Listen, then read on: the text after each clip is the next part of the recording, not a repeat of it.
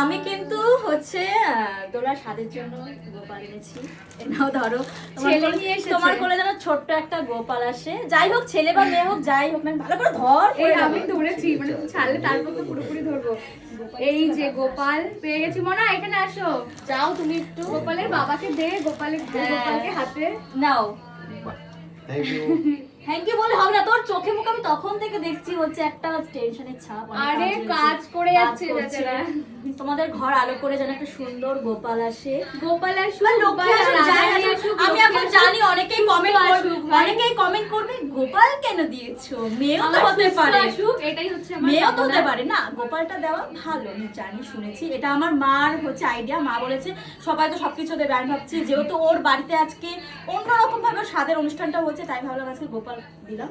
যত্ন করে রাখিস, একদম যদি এখনই ওপরে দিয়ে আসবো ভোগ দিতে। পছন্দ হয়েছে তো? একদম। চলো একটা ছবি তোল। এখানে দাঁড়াতে পাশে